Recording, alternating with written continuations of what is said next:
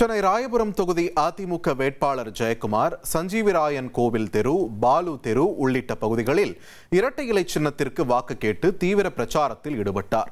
அப்போது திறந்தவெளி வாகனத்தில் நின்றபடி பேசிய அவர், அதிமுகவின் தேர்தல் அறிக்கையில் ஆண்டுக்கு 3 சிலிண்டர்கள் இலவசமாக வழங்கப்படும் என்று அறிவிக்கப்பட்டுள்ளதை சுட்டிக்காட்டினார்.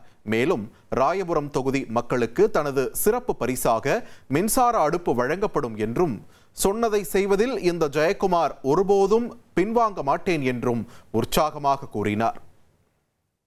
நாங்க 3 சிலிண்டர் கொடுப்போம் வருஷத்துக்கு. 3 சிலிண்டர், கவலைப்படாதீங்க. உங்களுக்கு ஸ்பெஷலா உங்களுக்கு மின்சார அடுப்பு உண்டு.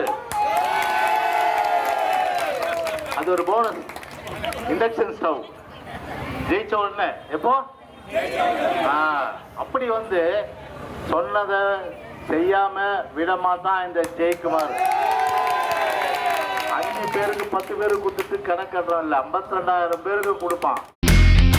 இனி செல்லும் இடமெல்லாம் செய்தி. தந்தி டிவியின் வாட்ஸ்அப் சேனலை ஃபாலோ பண்ணினா செல்ல இருக்கும் இடமெல்லாம் செய்தி.